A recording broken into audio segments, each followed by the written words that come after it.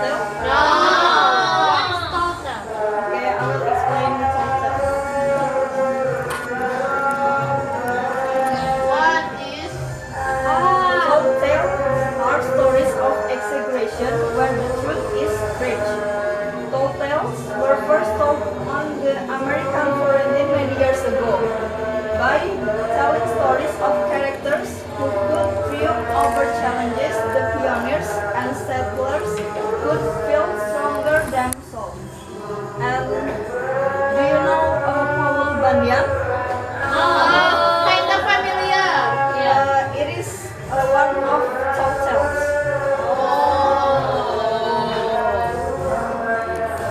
I will show you audio story.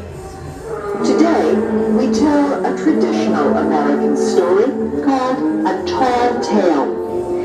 A tall tale is a story about a person who is larger than life.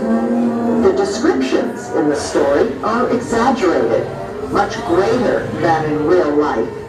This makes the story funny. Long ago, the people who settled in undeveloped areas in America first told tall tales. After a hard day's work, people gathered to tell each other funny stories. Each group of workers had its own tall tale hero. Paul Bunyan was a hero of North America's lumberjacks, the workers who cut down trees.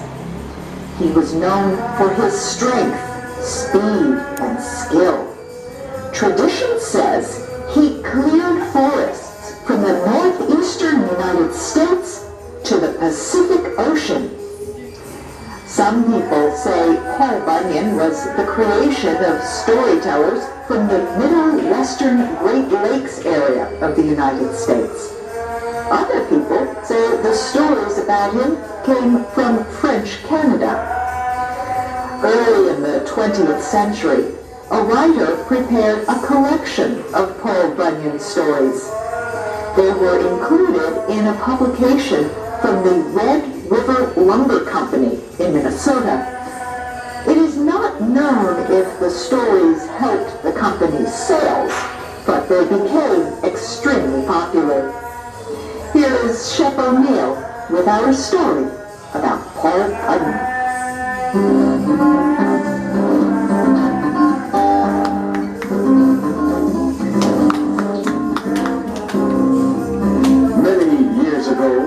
Paul Bunyan was born in the northeastern American state of Maine. His mother and father were shocked when they first saw the boy. Paul was so large at birth that 5 large birds had to carry him to his parents. When the boy was only a few weeks old, he weighed more than 45 kilograms. As a child, Paul was always hungry. His parents needed 10 cows to supply milk for his meals. Before long, he ate 50 eggs and 10 containers of potatoes every day. Young Paul grew so big that his parents did not know what to do with him.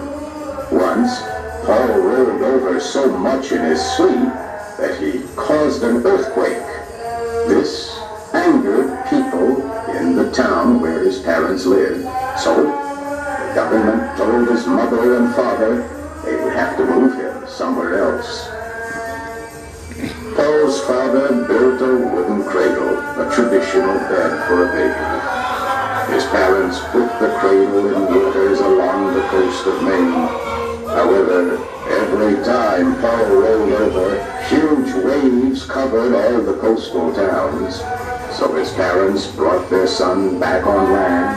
They took him into the woods. This is where he grew up. As a boy, Paul helped his father cut down trees. Paul had the strength of many men. He also was extremely fast. He could turn off a light and then jump into his bed before the room got dark.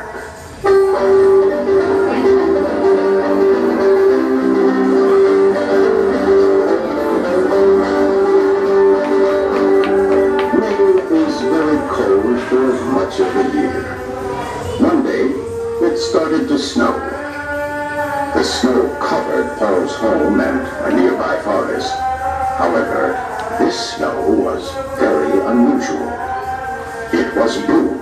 The blue snow kept falling until the forest was covered. Paul put on his snowshoes and went out to see the unusual sight. As he walked, Paul discovered an animal stuck in the snow. It was a baby ox. Paul decided to take the ox home with him. He put the animal near the fireplace. After the ox got warmer, his hair remained blue.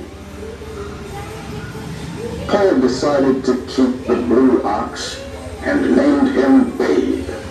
Babe grew very quickly. One night, Paul left him in a small building with the other animals. The next morning, the barn was gone, and so was Babe. Paul searched everywhere for the animal. He found Babe calmly eating grass in a valley, with the barn still on top of his back. Babe followed Paul and grew larger every day. Every time Paul looked, Babe seemed to grow taller. In those days, much of North America was filled with thick green forests. Paul Bunyan could clear large wooded areas with a single stroke of his large, sharp axe. Paul taught Babe to help with his work. Babe was very useful. For example, Paul had trouble removing trees along a road that was not straight. He decided to tie one end of the road to what remained of a tree in the ground. Paul tied the other end to Babe. Babe dug his feet in the ground and pulled with all his strength until the road became straight.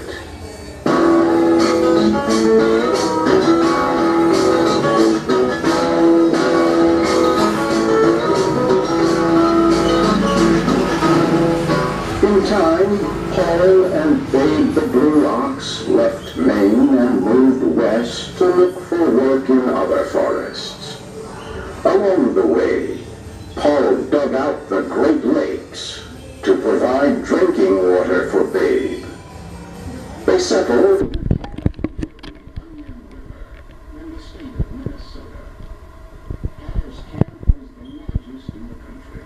The camp was so large that a man had to have 1 week's supply of food when walking from one side of the camp to the other. Paul decided to get other lumberjacks to help with the work. His work crew became known as the 7 Axe Men. Each man was more than 2 meters tall and weighed more than 160 kilograms. All of the axemen were named Elmer. That way, they all came running whenever Paul called them. The man who cooked for the group was named Sourdough Sam. He made everything except coffee from sourdough, a substance used in making sourdough bread. Every Sunday, Paul and his crew ate hotcakes. Each hotcake was so large that it took 5 men to eat one.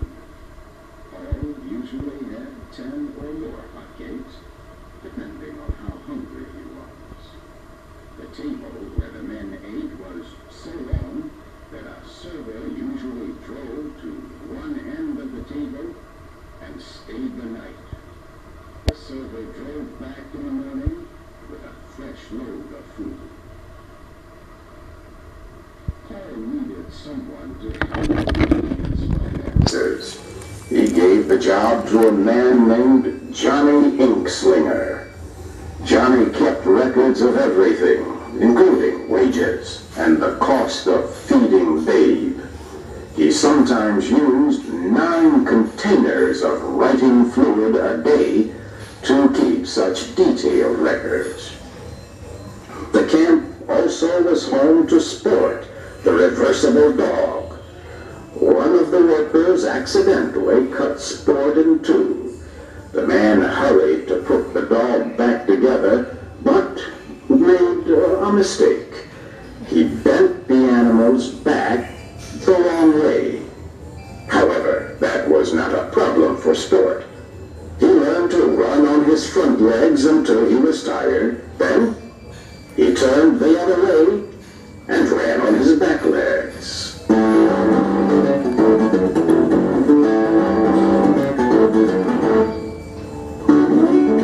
Big mosquitoes were a problem at the camp. The men attacked the insects with their axes and long sticks. Before long, the men put barriers around their living space. Then Paul ordered them to get big bees to destroy the mosquitoes. But the bees married the mosquitoes, and the problem got worse. They began to produce young insects. One day, the insects' love of sweets caused them to attack a ship that was bringing sugar to the camp. At last, the mosquitoes and bees were defeated. They ate so much sugar, they could not move. Paul always gave Babe the Blue Ox a 35-kilogram piece of sugar when he was good, but sometimes Babe liked to play tricks. At night, Babe would make noises and hit the ground with his feet. The men at the camp would run out of the buildings where they slept, thinking it was an earthquake. When winter came, Babe had trouble finding enough food to eat. Snow covered everything. Only the blacksmith solved the problem. He made huge green sunglasses for Babe. When Babe wore the sunglasses, he thought the snow was grass. Before long, Babe was strong and healthy again. One year, Paul's camp was especially cold. It was so cold that the men let their facial hair grow very long. When the men spoke, their words froze in the air. Everything they said remained frozen all winter long and did not melt until spring. Paul Bunyan and Babe left their mark on many areas. Some people say they were responsible for creating Puget Sound in the western state of Washington. Others say Paul Bunyan and Babe cleared the trees from the states of North Dakota and South Dakota. They prepared this area for farming. Babe the Blue Ox died in South Dakota. One story says he ate too many hotcakes. Paul buried his old friend there. Today, the burial place is known as the Black Hills. Whatever happened to Paul Bunyan? There are lots of stories. Some people say he was last seen in Alaska, or even the Arctic Circle. Another tradition says he still returns to Minnesota every summer. It says Paul moves in and out of the woods, so few people ever know that he is there. So, what do you think about the story? It's long. It's not make sense. It's long and it's not make sense. It's not make sense. My logic is confused. Because hotel is exaggeration. The story of exaggeration where the truth is stretched.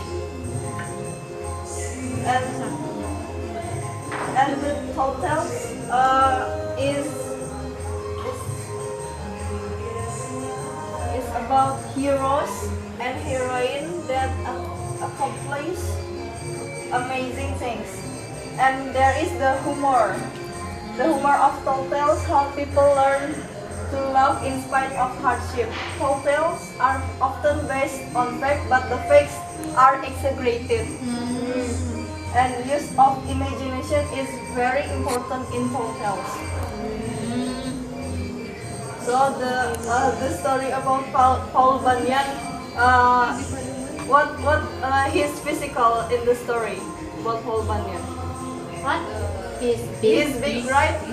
Oh, 2 meters. It's unusual story where which the hotels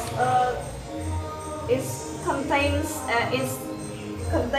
a story that is unusual, and the conflict is only unusual, which is solved by the solution that which is really funny, and maybe you say unlogical, but it's really That's the point of the hotel. yeah, that's the point of the tall tale, that exaggeration of the story. You remember it when the mosquito, the big mosquitoes, but the big beast married the big mosquitoes, and Paul Bunyan of Ox Baby Blue. The name is Babe, right? Babe. It's really Babe. And the ox died because of he is eating too much hot cake.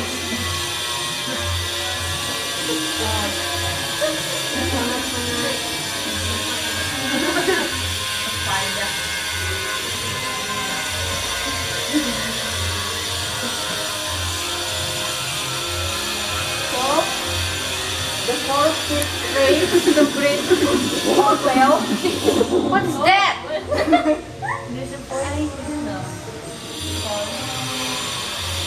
The point of the hotel is the character is larger than life. What does it mean? Or superhuman. Like, do you know Samson? Yeah. He has superpower, and usually has a specific job. Like Paul Bunyan he is a lumberjack. Do you know lumberjack? Yes. Oh yeah. And the second is in tall tale, a problem. There is a problem right in the story, and the problem is solved in a funny way.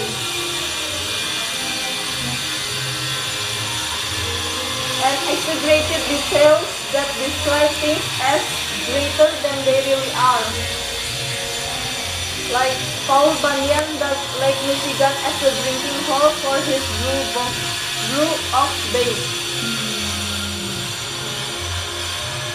And the characters use everyday language. It means that the characters use usual language, daily language. And I want you to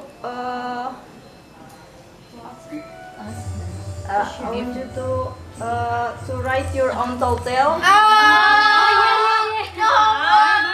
Okay.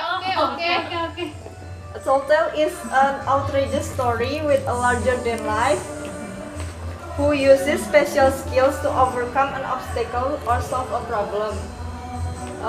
So you write the story, include like descriptive elements and humorous elements like this. And like as usually you already know about how to write. No. There is a pre-writing, writing, and revising. In pre-writing, you will brainstorm ideas for your own tall tale.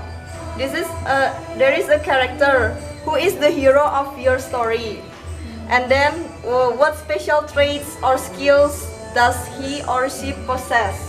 Like this class. Okay. Don't forget to write the story. See you and have a nice day. Wassalamualaikum warahmatullahi wabarakatuh. Waalaikumsalam warahmatullahi